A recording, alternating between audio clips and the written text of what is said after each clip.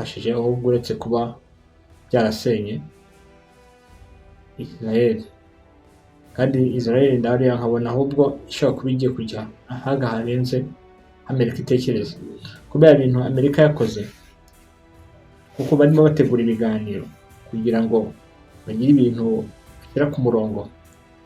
Ibi nigeze no kubibabwira mu kiganiro, ndumva ari mbere y'ibiganiro nka bitatu ikiganiro gukoraho, ndavuga ati ibi by'imishyikirano bavuga, Israel yamaze kujya imirwano na Irani, Amerika nayo izabyinjiramo mu buryo bweruye. Bidatinze bahise bagira gutya barasa ku bikorwa bya Irani bya nucleaire. Ibintu Amerika buriya kuba yarinjiye mu ntambara gutya ntabwo izahagarara, kuna Amerika iteye gusa ikomeje gutya ishobora kugambanira Israel mu buryo itazi. Yibuke ko hariya muri Aziya hariyo ibihugu byinshi tumvikana na Amerika. Tuvugana ubu n'igihugu cyapfaga kumvikana na Amerika cya Arabia Saudite cyavuze ati ibintu Amerika yakoze ni amahano. Na ambasaderi wa Irani muri UN yagaragaje ko ibintu Amerika yakoze ari amahano, yarase kuri centrale nucléaire, kuko hari ahantu ntabwo apfa kurasa ku buryo bworoshye, nta nubwo binemewe mu rwego mpuzamahanga. Biriya bintu yakoze ni amahano. Hano agaruka kuri iki gihugu cya Qatari. Qatari murabizi habaye ibirindiro bya Amerika bikomeye cyane, nabo bagaragaje ko hari ahantu bashobora kuzasanga nka Arabia Saudite na cya gihugu cya Qatari gishobora kuzisanga hafi mu ntambara na Irani, kuko niho habitswe intwaro nyinshi. Irani ishobora kuzazirasa igira ngo hatazagira igitero gituruka hariya hafi yabo, ikaba bagira gutya bakaba barashwe n'intwaro za Amerika zivuye mu ibyo bihugu, kugira ngo ibyo bihugu bibe byakirinda iyo ntambara yeruye. Icyo gihe ni uko biriya birindiro basaba Amerika ko ibyemura ikabikura muri ibyo bihugu byabo. Mu gihe itarabihakura isaha n'isaha ishobora kujya kuruka ubonye gutya nka Irani ikarekura abamisiri ama-precision ugasanga irimbuye ibirindiro bihari. Kuko sintekereza ko Irani izakomeza kureberera ibihugu biyegereye nka Kuwait, Arabia Saudite mu majyepfo yayo, ukagenda kuri Qatari, ukajya muri majyaruguru ugasanga yo Iraq hose ari ibirindiro byayo, ukagenda muri Syria hari hamaze kugerayo ingabo z'abanya-Israel. Mbere ngo ibihugu nk'ibyo bingana gutyo biyikikije ntiyakora amabara. Si n'ibyo gusa, ubu tuvugana ubu igihugu cya Korea y'Amajyaruguru cyamaze kwerura ko intwaro Irani izakenera kuba ari tayari kuba bazitanga, yewe no kugeza ku ntwaro za kirimbuzi. Korea y'Amajyaruguru tayari kuba yakataka Irani bacu. Umuherere hose turabasoje, mwebwe duhorana umunsi ku munsi, ku bitekerezo byiza mutugeza muri komenti, abatwandikira kuri WhatsApp cyangwa kuri message isanzwe baciye kuri contact yacu isanzwe, nabyo ni iby'agaciro. Ariko mbasabe aho kugira munyandikire muri message bisanzwe, byaba byiza munyandikiye mu buryo bwa comment. Comment niyo mbasha kubona direct, kuko ushobora kunyandikira mu buryo bwa message kuri telefone, kaba ngombwa ko ntahita mbona message yawe cyangwa se nanayibona sintasobanukirwa icyerekezo cy'iyo message unyandikiye icyo ari cyo.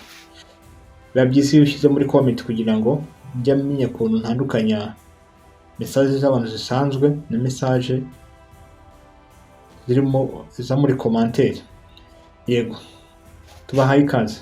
Tugiye kugaruka ku gihugu cy'Ubushinwa, tugaruka ku gihugu cy'Ubwongereza, tugaruka ku gihugu cy'Uburusiya. Ibihugu tugiye kwibandaho cyane, nubwo ibindi biri buzuremo, ariko iki nibyo tugiye gufokasinga aka kanya. Ikiganiro ngiye kubanza munyuremo akantu gatoya ku nkuru nigeze gukora mu minsi ishize, ku giti murabizi ko hari igitero kigiye kuba mu gihugu cy'Uburusiya. kigabwe na Ukraine, barasa indege z'amabombazi cyangwa se izi ndege zishobora kurasa amabombe aremereye, harimo na amabombe ya kirimbuzi, amatiyu. Ni indege zagenewe gukora akazi gakomeye kajyanye n'ibibombe biremereye muri rusange. Nza kubabwira ko izi bombe nubwo zirashwe zikarashwa n'amadrone bazirasiye hagati mu Burusiya, mbabwira ko abari babiri inyuma cyane, yide kubabwira ko ari ibiro by'ubutasi bwa Mossad n'ubutasi bwa MI6. MI6 ni ubutasi bw'Abongereza bukorera hanze y'igihugu, hakaba na Mossad ni ubutasi bw'abanya Israel, ni ubutasi nabwo bukorera hanze y'igihugu cya Israel, bushinzwe kuneka ibindi bihugu hirya no hino ku isi. Ariko babashije kubitahura ko ukuntu gahunda ihagaze, ibi byakozwe n'igihugu cy'Abongereza aricyo gifite ubutasi bita MI6. Niyo mpamvu mbabwira ati mujye mukora subscribe kugira ngo mujye musobanukirwa byinshi. Hari byinshi yo kubwira gutya ntubyumve ntumenye ngo ni ibiki, ariko urabona ko ibintu mbabwiye hahise habonekamo igihugu kimwe cy'Ubwongereza, ubutasi bwacyo ko ari bwo bwari bubiri inyuma hariya. Tubone rero ko mwe mutarakora subscribe, nyaboneka mugerageze mukore subscribe, comment, like, share, ni ingenzi kugira ngo n'abandi bibagereho, mujye mubasha gusobanukirwa ibintu mu buryo bw'ubusesenguzi. Ko simvuga amakuru, ahubwo ndeba aya makuru nkareba ibyabereyemo, nkagaruka nkayasesengura, ugasobanukirwa byinshi. Nk'aya makuru nayavuzeho ashobora kuba hagiye gushira nk'ukwezi mbivuzeho.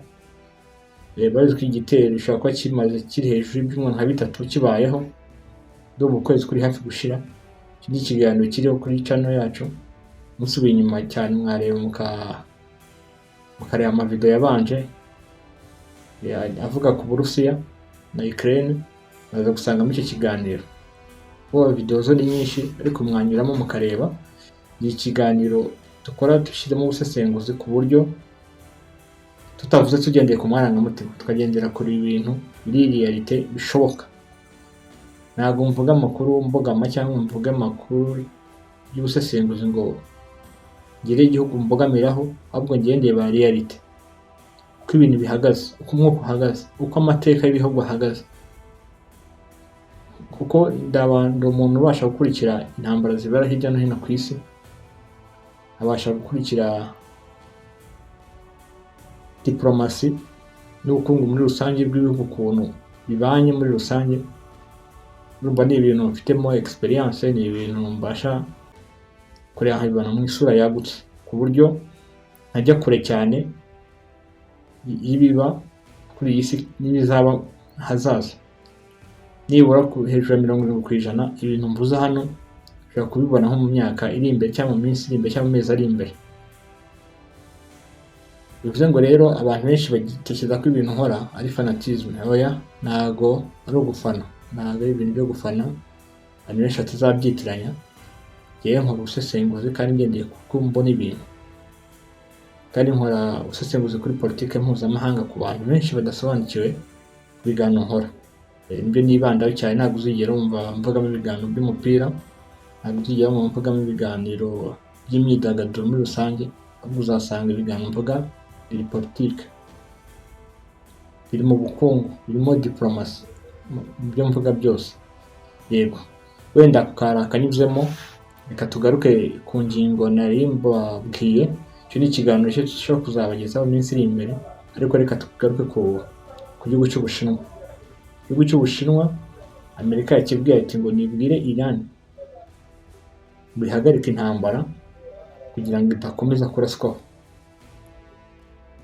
Murabizi no mu minsi ishize igihe Irani yaraswaga, n'ejo bundi ku cyumweru cyangwa ku cyumweru, ni bombe zarashwe, bank buster, ni bombe barashe kuri nuclear za Irani, aho bazitunganyiriza. cyangwa nuclear center yabo. Uretse ko Irani yatangaje ko nta kintu cyangiritse gihambaye cyabonetsemo, ariko murabizi ko akimara no kurasa Donald Trump yahise agira gutya ajya kuri televiziyo, ajya no ku mbuga nkoranyambaga ze agaragaza ko barashe Sekibi. Nkibaza ukuntu Sekibinda Irani ari Sekibi, ibyo ni ibintu ntacyo nabivugaho. Tugarutse ku butumwa yatanze, yagize ati ndashima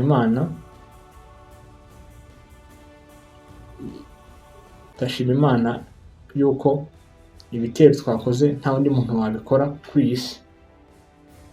Nibaza nka Leta zunze ubumwe za Amerika, yego ni igihugu cy'igihangange kandi kirateye imbere, bivuze ngo nta bandi bakora iyo operasiyo. Iyo ntabwo navuga ko ari operasiyo ikomeye bakoze, kuko yego wenda ibyo bakoze ni tekinoloji, bashobora kurasa bagaragaje ko barashe bombe yabo ibasha kugera muri metero 61 y'ubujyakuzimu, ariko bombe za Irani zari ziri muri metero zirenga 90. Kandi nanone bari bagaragaje ko Iranium yabo bari bamaze kuyikuramo, icyo barashe gusa barashe nk'ahakorerwa, ariko nabo ntibabashe kugera kuri target y'aho bikorerwa. Twongeye Irani bagaragaje ko ibyo bakoze bagomba kubihohora. Ibyo ni ibintu bakoze babikora kuri Israel, umwanya wo kurasa ibikorwa bya Leta zunze ubumwe za Amerika. Tugarutse hano, urumva akimara kujya kuri televiziyo agashima yuko ibintu operasiyo yabo yagenze neza, Irani barashe kuri tageti zabo, yongera anavuga ati na Israel ngo nayo Imana yayirinze, ariko n'ubundi nta kintu byafashije, ahubwo uretse kuba byarasenye Israel. Kandi Israel ndariya nkabona ahubwo ishobora kuba igiye kujya ahaga harenze Amerika itekereza, kubera ibintu Amerika yakoze, kuko barimo bategura ibiganiro kugira ngo bagire ibintu bashyira ku murongo. Ibi nigeze no kubibabwira mu kiganiro, ndumva ari nk'imbere y'ibiganiro nka 3 ikiganiro gukoraho, ndavuga ati ibi by'imishyikirano bavuga, Israel yamaze kujya imirwano na Irani, Amerika nayo izabyinjiramo mu buryo bweruye. Bidatinze bahise bagira gutya barasa ku bikorwa bya Irani bya nuclear. Ibintu Amerika buriya kuba yarinjiye mu ntambara gutya ntabwo izahagarara, kuna Amerika iteye gusa ikomeje gutya ishobora kugambanira Israel mu buryo itazi. Yibuke ko hariya muri Aziya hariyo ibihugu byinshi tumvikana na Amerika. Tuvugana ubu n'igihugu cyapfaga kumvikana na Amerika cya Arabia Saudite, cyavuze ati ibintu Amerika yakoze ni amahano. Na ambasaderi wa Irani muri UN yagaragaje ko ibintu Amerika yakoze ari amahano, yarase kuri centrale nucléaire, kuko hari ahantu ntabwo apfa kurasa ku buryo bworoshye, nta nubwo biremewe mu rwego mpuzamahanga. Biriya bintu yakoze ni amahano. Hano agaruka kuri iki gihugu cya Qatari. Murabizi habaye ibirindiro bya Amerika bikomeye cyane, nabo bagaragaje ko hari ahantu bashobora kuzasanga nka Arabia Saudite, na cya gihugu cya Qatari gishobora kuzisanga hafi mu ntambara na Irani, kuko niho habitswe intwaro nyinshi. Irani ishobora kuzazirasa igira ngo hatazagira igitero gituruka hariya hafi yabo, ikaba bagira gutya bakaba barashwe n'intwaro za Amerika zivuye mu ibyo bihugu, kugira ngo ibyo bihugu bibe byakirinda iyo ntambara yeruye. Icyo gihe ni uko biriya birindiro basaba Amerika ko ibyemura ikabikura muri ibyo bihugu byabo. Mu gihe itarabihakura isaha n'isaha ushobora kujya kuruka unyuguke nka Irani ikarekura abamisiri ama precision ugasanga irimbuye ibirindiro bihari. Kuko sintekereza ko Irani izakomeza kureberera ibihugu biyegereye nka Kuwait, Arabia Saudite mu majyepfo yayo, ukagenda kuri Qatari, ukajya muri majyaruguru ugasangayo Iraq aho hari ibirindiro byayo, ukagenda muri Syria hari hamaze kugerayo ingabo z'abanya-Israel. Mbere ngo ibihugu nk'ibyo bingana gutyo biyikikije ntiyakora amabara.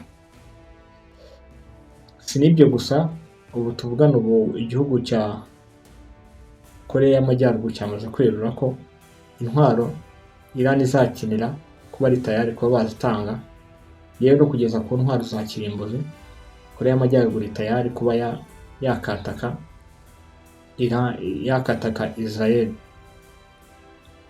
Iki ni ikintu gikomeye kubabwira ati kubemera ko yabaha imitwe intwaro za kirimbuzi ni ikintu gikomeye cyane. Wenda yindi bivuga gutya abantu benshi ntabwo ari gusobanukirwa neza.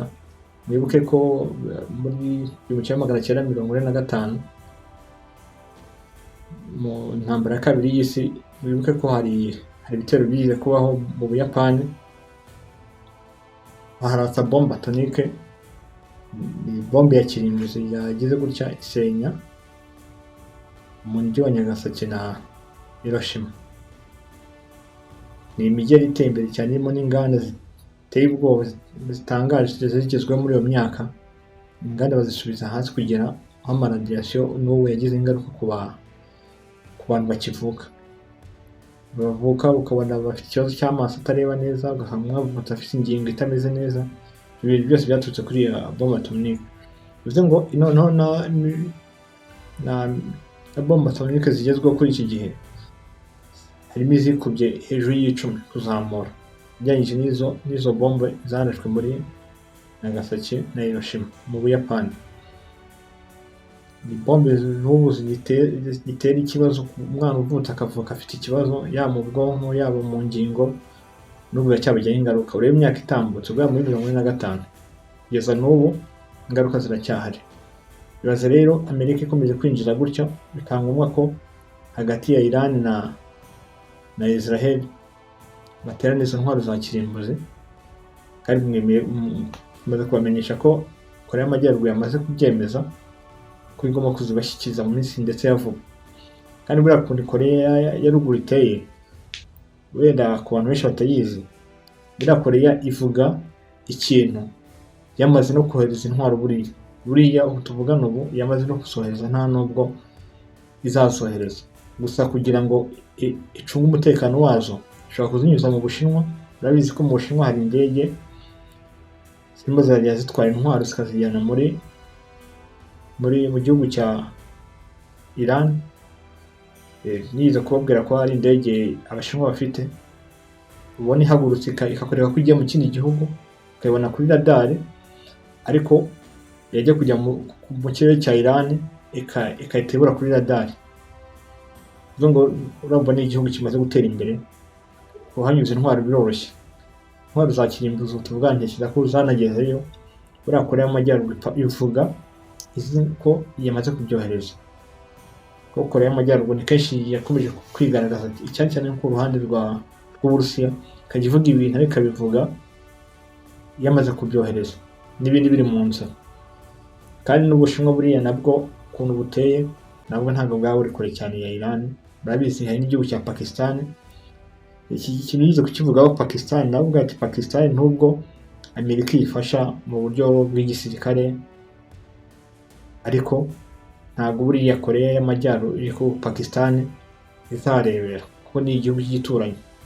Murabizi ko nayo kize kwidekara kiravuga ngo uramutse uteye Irani ukayirasisha intwaro za kirimbuzi, turi tayari ko Pakistan nazo twarasa icyo gihugu dukoresha intwaro za kirimbuzi. Murabizi ko Pakistan igihugu cyatunze intwaro kirimbuzi kimaze imyaka myinshi, guhera muri za 70 gifite intwaro za kirimbuzi. Abantu benshi wenda Pakistan bashobora kuba batajya bamenya ibyayo. Nibaza ko abantu benshi batari bazi ko na Pakistan igira intwaro za kirimbuzi, ariko yari zifite, ndetse ifite na intwaro za kirimbuzi ziri hejuru ya 200. Ubwo ni intwaro nyinshi, ko no mu ntambara iherutse kuba mu gihugu cyahuje Ubuhinde na Pakistan, yije kwidekarira bavuga ati intwaro mutubarira murarimo muraba intwaro za kera za kirimbuzi, tumaze kugira bombe atomike ziri hejuru cyane, nyinshi ndetse cyane. Abantu tukibarira mu ntwaro nkeya baribeshye cyane. Ubwo Pakistan igihugu gifite intwaro nyinshi, kandi bakizi ko Pakistan ntabwo ari igihugu giheruka intambara mu gihe cy'ubukoroni. Kuko murabizi ko bize kujya barwana n'Ubuhinde na Pakistan, kubura ni abavandimwe. Ubuhinde, Pakistan na kara gace ka Kashmir bahuriyemo, kongeraho n'igihugu cya Bangladesh. Bose buriya ni abantu bafite isano, ariko nyine ni ibihugu bitatu byitandukanyije. Bivuze ngo rero iki gitero bibaye ngombwa ko Amerika icyinjiramo. Bibutsa ko buriya Amerika ukuntu ibintu bihagaze, murabizi ko Amerika mu muryango wa OTAN yajyaga igerwaga n'Ubufaransa, ikagirwa n'Ubwongereza, bakija mu ntambara n'ibihugu bitatanaga cyane. Ariko tuvugana ubu igihugu nahamya ko baba bari kumwe n'ibihugu bitarenze 2, kandi nabwo muri ibyo 2 nibaza ko ishobora gushiduka yisanze ari yonyine mu rugamba. Tugarutse ku gihugu nk'iki gihugu cy'Ubufaransa, ntekereza ko Ubufaransa n'Ubudage n'Abanyamerika aribo navuga ko bari kumwe, kuko nibo bantu bafite igisirikare kigezweho giteye imbere, gifite intwaro nyinshi, ishobora guhangana ku rugamba igihe kirekire. Wenda hari impamvu ntavuze Ubwongereza. Muri Ubwongereza intwaro zabo zibikwa n'Abanyamerika, intwaro zikaze cyane buriya niho ziba zibitse, kandi n'ubundi zikorwa n'Abanyamerika bafatanyije n'Abongereza. Bivuze ngo nta kintu gitangaje, nta bintu birenze. Buriya Abongereza nta ntwaro bikora zihambaye cyane, nyinshi zikorwa mu Bwongereza, zigakorwa n'Abafaransa.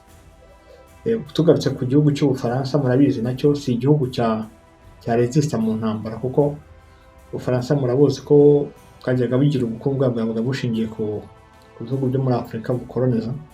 Usanga hari ukuntu cyane nk'ibihugu byo mu burengerazuba bwa Afurika byavuga ari ibihugu bigera muri 14, ugasanga hari ukuntu batwaraga amabuye y'agaciro yabo bakayakoresha mu nganda zabo, bakabasha gucuruza hirya no hino. Urumva rero izo ni imbaraga batakaje ku ruhande rwa Afurika. Muri muzi kuntu Abafaransa bari bateye imbere cyane ku bintu bijyanye nko kuri kampani yabo ya Total mu bijyanye no gucukura gazi na peteroli. Ni kampani ya mbere ikomeye ku isi mu bijyanye n'ubucukuzi bwa peteroli, cyane cyane na gazi. Nabizi ko bajyaga bagira amafaranga bakuraga muri Irani, kubacukuraga peteroli, bakagira ukuntu bagira umusaruro bahakura. Buri bacukuraga peteroli cyane muri Irani, bakabona yicuruza mu bihugu byo mu Burayi. Aho n'ahantu h'amafaranga Abafaransa bakuraga niho usanga nk'Abafaransa bakuraga amafaranga, akagira amabuye y'agaciro bacukura na peteroli muri Libani. Nabizi ko Libani nayo iri mu ntambara, nayo bisa nkaho inyungu z'Ubufaransa zabangamiwe. Nabizi ko hari igihugu cya Mozambique, hariyo peteroli bacukura biciye muri kampani ya Total. Ariko muri iyi minsi nayo kubera ukuntu ibintu bitameze neza, Mozambique nayo isa nkaho amasezerano bayavuguruye, inyungu babonaga asa nk'izagabanutse. Twagera ku gihugu cya Sudani ya ruguru, iriya Khartoum. Sudani nayo igira peteroli nyinshi, nabizi ko nabize kubayo kuyacukura peteroli, ariko kubera ibibazo by'intambara bihari, hari umutwe wa Rapid Force umaze iminsi uhanganye na Leta, bihanganye n'igisirikare cya Leta, nabyo bisa nkaho umusaruro utakiboneka neza. Bivuze ngo ahantu yari isiganye amafaranga yagomba gukura yabaga muri Mozambique no muri Central Africa, nabo bahakuwe n'Abarusiya. Barabizi ko Abarusiya babakuyeyo. Central Africa ni igihugu kinini cyane, kinafite n'abaturage bakeya, kinafite n'ubutaka bwera kuko abafaransa bakoraga imishinga myinshi yinjizaga amafaranga. Uburusiya babakuyeyo, ubu Abarusiya nibo bari kumwe n'Abanyarwanda. Murabizi ko Abanyarwanda aribo barinze perezida wa Central Africa, Abarusiya nabo bakabamenyera ibijyanye n'izindi mbaraga za gisirikare mu buryo bw'umutekano. Bivuze ngo ahantu hose Amafaransa bakaba bakura amafaranga, Abarusiya bajya babimura. Bakongeraho ku gihugu cy'Ubudage, wenda bakaba bafatanya n'Ubufaransa n'Abanyamerika. Abadage muri iyi minsi nabo bafite ikibazo cy'ubukungu, barabizi bafite intambara itoroshye muri iki gice barabizi bafite intambara barwana nabo muri iki gihugu cya Ukraine, barimo baraha support. Ibi byose ni ibikwereka ko Abadage nabo bagiye bakihungabana. Murabizi ko hari inganda zabo usa nk'izahagaze mu bintu binjizaga, cyane cyane mu bijyanye no gukora amamodoka, ibikoresho by'ikoranabuhanga. Abadage bakoraga ibintu byinshi cyane byabinjizaga amafaranga. Bivuze ngo ubu ubucuruzi bwabo busa nk'ubwahagaze,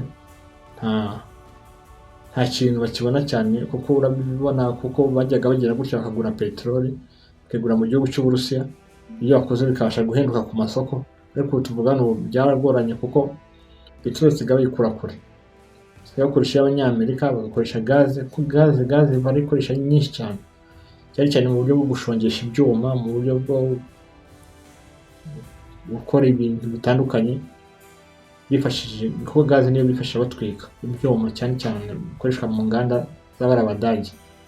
Kongeraho nuko peteroli na gaze, tugarutse ko kuri gaze, ikoreshwa mu mazu mu gihe cy'ubukonje. Icyo gice cy'Ubudage ni igice gikunda gukonja cyane, kuko uburayi bw'uburasirazuba ni uburayi bukunda kuba bukonje cyane, bukunda no kugira n'amaneje cyane. Ugasanga ni gaze ibafasha mu mazu, ikabafasha mu guteka, ikabafasha mu nganda. Na peteroli kwereka mbereka akantu gatoya kandi koroshye. Buriya igihugu cy'Ubudage mbere ko intambara ya Ukraine iba, habagaho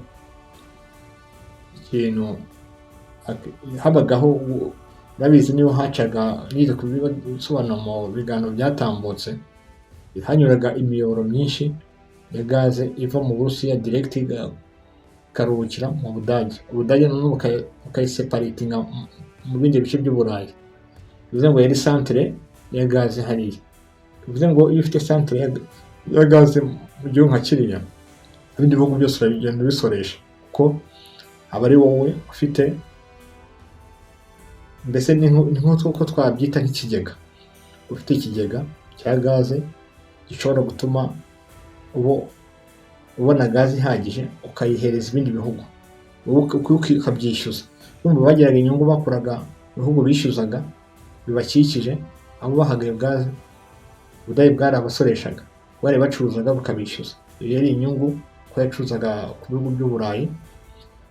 Ikaba indi nyungu y'uko nabo bayikoreshaga mu nganda zabo, n'abaturage bakibona ku buryo buhendutse. Hakiyongeraho ko n'ibyo bakoreshaga mu nganda byaga bihendutse kugira ngo Abanyaburayi babashe uko babigonda. Ariko tuvugana ubu Abadage basubiye hasi, kuko nk'Abashinwa bamaze kugera mu Burayi, batangira kubacuruzaho ibintu bihendutse. Kuko Abashinwa murabizi ko bagira gaze na peteroli iva mu Burusiya, bakajya n'indi iva muri Arabia Saudite, zose bazibona ku buryo buhendutse kuko ni ibihugu byegeranye. Arabia Saudite abe n'Uburusiya ni ibihugu byegeranye, kandi babona gaze na peteroli ku buryo buhendutse batiriwe bibagora. Mu gihe Abarusiya kugira ngo bageze gaze mu Budage byasaba ko babanza guca muri Ukraine, bakamanuka bagaca hafi y'Abagereki, kongera ugakomeza ukanyura no mu gihugu cya Ukraine kugira ngo ukanyura mu gihugu cya Polonye kugira ngo ubashe kugera mu gihugu cy'Ubudage. Ubu habagamo urugendo, mbese ubu barabangamiwe.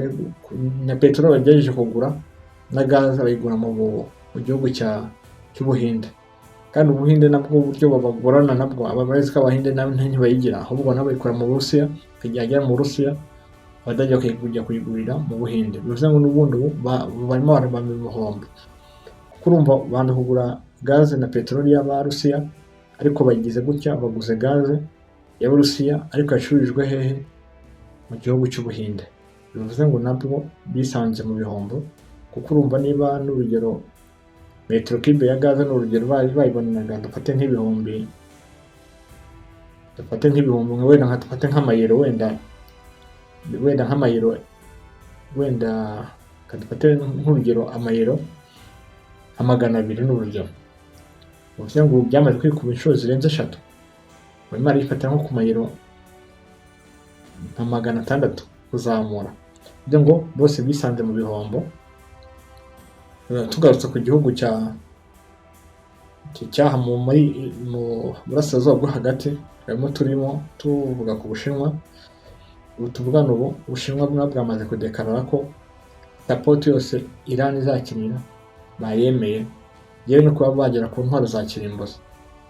Ibi byose ni igihugu kigiye kujya kwisanga mu bibazo nk'igihugu cya Israel, nk'igihugu cya Irani bashobora kwisanga mu ntambara yeruye, kandi intambara yeruye bibaye ngombwa ko badakoresha intwaro za kirimbuzi, kugeza ko Amerika ariho yahomba cyane biteye ubwoba. Hari byinshi nshaka kubasobanurira hano ku gihugu cya Israel. Ni igihugu gitoya, igihugu gifite ubuso buto cyane, navuga ko u Rwanda rukiruta mu buso. Mu gihe Irani ifite kilometero kare 1,000,000 na metero kare 625. Ubu buso ni bunini. Kugira ngo byumve neza, ubu buso buriya Ukraine iremerwa n'Uburusiya, iyo myaka barwanya. Ntabwo Ukraine ntabwo yangana n'Uburusiya. Ukraine ntabwo yangana na igihugu cya Irani mu buso. Ko ubu iki gihugu kikubye kabiri karenga. Bivuze ngo rero binjiye mu ntambara n'igihugu cya Irani, n'igihugu giteye imbere gifite ibihugu begeranye by'inshuti za Amerika, ariko nanone batajya batandukanywa n'igihugu cya Irani. Urabizi nka Arabia Saudite ni igihugu cy'inshuti, urabizi bigiye kujyana amakimbirane na Irani, ariko tuvugana ubu basigaye bumvikana. Kandi nanone tugeze kuri igihugu cya Arabia Saudite, igihugu gifite ibirindiro, nabwiye gifite ibirindiro mu gihugu cyabo. Ibi ni ibirindiro nabyo bikomeye. Hakaba n'ibindi bihugu ibindi birindiro bikomeye cyane biba muri igihugu cya Qatari bita Centrocom. Ni ibirindiro nabyo bya gisirikare bifite indege z'ama aircraft, ni indege zikoreshwa mu ntambara ziteye imbere cyane nka za F-35, F-16. Izo ni indege zose zikomeye twabonye ko zitoroshye, zifite ubushobozi bwo kwihuta zikarasa kuri target kandi mu gihe gito.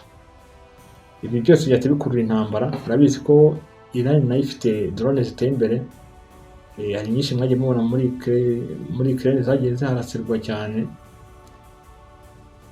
Hari za Shahed, drone bita Shahed cyangwa se kamikaze ko bagiye bazitirira, ariko ubundi kamikaze zabaga ari drone z'Abayapani zakoreshejwe cyane cyane mu ntambara ya kabiri y'isi, nazo ari drone z'ubwiyahuzi, ariko nyine nyabase bazitirira iryo zina.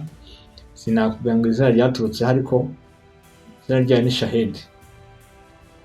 Izi ni drone zakoze amabara cyane muri Ukraine. Uhita wibaza noneho ko byaba bimeze. Ntekereza ko Irani nayo ni igihugu cyateye imbere kuri drone zikaze, kandi buriya iyo tubonye nk'izi drone bita Shahed, mubona ibintu zikora ni drone zirasa kuri target. Kandi iyo tuzirebye gutya izi drone, abantu benshi batekereza ko arizo drone zonyine Irani ifite. Ziri mu zoroheje Irani ifite. We yidekara yibereka ko ifite n'amadrone supersonic. Murabizi ko ziriya drone ntabwo za supersonic, ni drone zisanzwe zigenda ku muvuduko uringaniye nk'uw'indege, ntabwo ari drone zihuta cyane. Ariko Irani yamaze kumenyesha ko ifite n'amadrone supersonic. Imaze no kubereka ko ifite drone zishobora gukoreshwa mu nyanja. Wenda abantu benshi bashobora kuba mvuze drone zo mu nyanja bakagira ngo nibeshye. Ntabwo nibeshye. Ni drone zifite ubushobozi bwo kugendera mu kirere, zikaba zagenda no mu nyanja, zikaba zanacubira. bazajya kurasa kuri target, cyane cyane izo ni drone ziba zaragenewe amato y'amasabumarine cyangwa se amato yagenewe ibintu bigendanye n'intambara cyane, aircraft carrier. Ni amato cyane usanga bafite intwaro ziremereye cyane zifite ubushobozi bwo kuba yarasa amamisire aremereye cyane, harimo amacruise. Murabizi ko misile cruise ni misile zifite ubushobozi bwo gukwepa amaradari, zishobora no kukujijisha ukagira ngo ifite ubushobozi bwo kuba wayirasa ikaba yagenda kuri target wayihaye, ikagenda mu kindi cyerekezo ikaza guhindukira ikaba yarasa kuri target. Niyo mpamvu ari misile zikanganye cyane kandi zinateye n'ubwoba, kuko ni misile yoherezwa mu isanzure, bareza mu isanzure ariko ntumenye ngo igiye kurasa kuri target, kuko urumva radar ntibasha kwibona, ibashe kumenya na precision igiye kurasaho kugira ngo babone uko bayikumira. Iyi ni misile ifite ubukana cyane, izwiho kwihuta, izwiho kujijisha, ikayobya icyerekezo kandi ikarasa ku ntego. Murabizi ni n'amato usanga afite ubushobozi bwo kurasa icyo bita misile ballistique. Misile ballistique ni izi misile zishobora kurasa ahantu hakomeye kandi zikahashegesha. Nazo zifite ubushobozi, aba ari misile usanga ziba ziri muri hypersonic, hari n'ama hypersonic nayo nazo zifite ubushobozi bwo kuba zarasa. Wenda mvuga supersonic cyangwa hypersonic ntabwo abantu bari bumve ibyo bintu ngo ni ibiki. Iyo uvuze ngo hypersonic aba ari misile ishobora kugenda ku muvuduko w'ijwi, cyangwa se kuri Mach 1 cyangwa se kuri Mach ya mbere. Bavuga supersonic, ubwo hypersonic aba ari misile ifite ubushobozi bwo kugenda ku muvuduko wikubye hejuru y'ijwi. Inshuro nyinshi uzasanga ziri hejuru ya 5, 3 kuzamura. Izo zikunze kuba zitwa supersonic. Izo ni misile zifite ubukana, zifite ubushobozi bwo kurasa mu buryo bwihuse kandi bukarasa kuri target runaka bazoherejeho. Inshuro nyinshi izo misile uzasanga zikoreshwa kuri target isa nk'igoranye cyane. Wenda dufate nk'urugero, hari ukuntu bareba nk'ahantu hari ubwirinzi kandi ukabona ubwo bwirinzi buteje ikibazo, ushobora gukoresha amabalistique ariko ziri supersonic, kuko ni misile nazo zifite ubushobozi bwo kutabonwa na radari. Kuko izi supersonic inshuro nyinshi hari igihe zo zifite ikoranabuhanga rya stream, ni uburyo bwo kutabonwa na radari kunze gukoreshwa indege, amamisile n'amato. Aronsha izo misile ugasanga zashe kuri target runaka. Ku bindi, Irani ubwayo hari misile twabonye fata, ni misile yarashwe iraswa kuri target muri Israel, irashwe na Irani. Abantu barakangarana bagira ubwoba, ari kuntu ubwirinzi bugera kuri 5 Israel ifite, harimo 2 bw'Abanyamerika n'ubundi 3 bwayisanganywe, ariko bwose buhusha target. Bivuze ngo misile yagira irarasa kandi ubu bwirinzi buhari, misile ibucaho, kuko ni misile ifite umuvuduko uteye ubwoba. Ko yo misile yagambagaga ifite Mach ya 5, buno uburyo bwo igenda ku muvuduko wikubye inshuro zirenze 5 ku muvuduko igendaho. Bivuze ngo iyo ni misile yagaragaje ko ifite ubukana bigoye kuba ubwirinzi bwayikumira. Wumve misile ihagurutse mu birometero birenga 2,000 ikagenda ikagwa kuri target runaka bayoherejeho. Gusa wenda ikindi kintu gishobora kuzagura Irani muri intambara, nuko Irani itagira icyo bita satellite. Kuko buri intambara zigezweho z'iki gihe biragoye kuba wayitsinda udafite satellite, kuko kugira ngo ijyana precision ubucyo ukibona neza bisaba ko ufite satellite. Niba uhagurukije misile, cyane cyane nk'izi misile zirasa mu ntera ndende, bisaba kuba ubona aho ugiye kurasa, ukarokariza neza ugendeye ku mashusho uhabwa na satellite.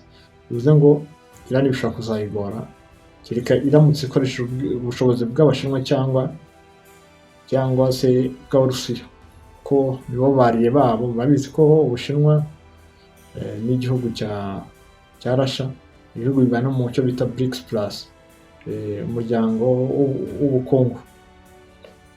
Ni ibihugu bimaze kubamo byinshi, ariko ibyo nacyo ni ikindi kiganiro. Wenda turimo turaganira kuri ibi, uzakenera ku cya BRICS wenda azanyandikira muri comment ngire ukuntu namusobanurira kugira ngo basobanukirwe byinshi. Tugaruka hano ku gihugu cya Turkiya wenda ntabwo twakibuzeho cyane, ariko Turkiya nayo yakorera muri iyi minsi nayo iri mu bihe bitameze neza. Iri mu banzi babiri, ifite Israel bitoroheranye mu gihugu cya Syria. Murabizi hari intambara iri muri Syria nayo imaze igihe. Murabizi ko hari abanzi ba Syria, abantu bahanganye cyane cyane nk'inyeshyamba zahunze igihugu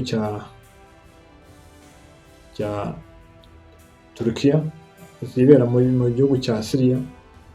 Zose ubwo ni plan y'Abanyamerika barapanze kugira ngo bazujubye perezida bita Erdogan, perezida uyoboye Turkiya.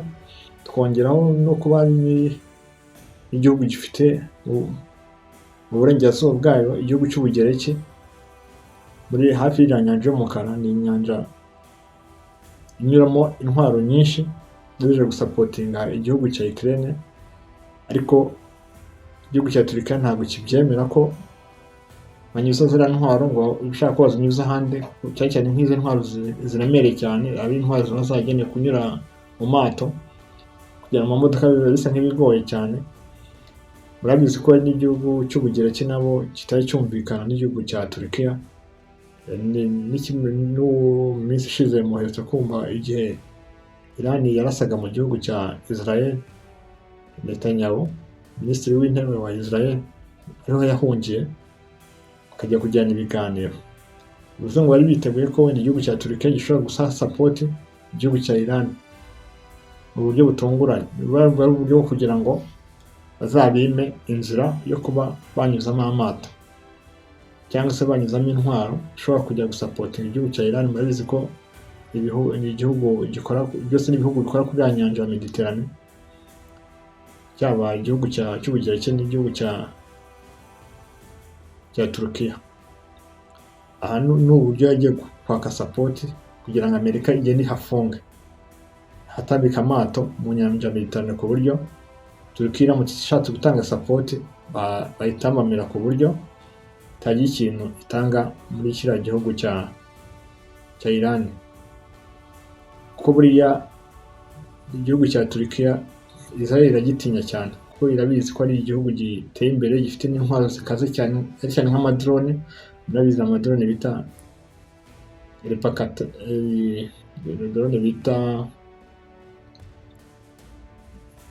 drone cyane zakoreshejwe nza kwibuka ndaza kuzibabwiraho. Drone zakoreshejwe mu gihugu muri intambara ya Ukraine n'Uburusiya. Ni drone zagaragaje ko zifite ubushobozi bwo gusenya ibifaru bikomeye ndetse n'amato, ko byagaragaye ko hari imodoka birasa amamisire y'ama long range, ni misile zishobora kurasa kure. Byagiye bigaragara ko izo drone zagiye ziyasenya ku buryo bworoshye amakamyo. Bigaragara ko ari na drone ishobora gutungura, kandi ikaba ari na drone ifite ubushobozi bwo kwihuta cyane. Ubu ni uburyo bwo kugira ngo Irani bayitandukanye n'inshuti zabo nka Turkiya, kugira ngo tabona uko bazayitabara. Tugarutse nko ku gihugu cya Pakistan. Murabizi ni igihugu gifite intwaro ziteye imbere, cyane cyane ku ntwaro zo kurasa indege. Ni abantu bateye imbere cyane, bafite intwaro zifite ubushobozi bwo kurasa indege ku ndege ku muvuduko se bigenda. Abanyapakistan bateye imbere cyane. Wenda nakagaruka, reka twoyayo tugira ngo utaha tuzaganire ku bindi, ariko mbonereho kubasaba subscribe. Nyaboneka byageze mwongere subscribe, mwongere n'amalike.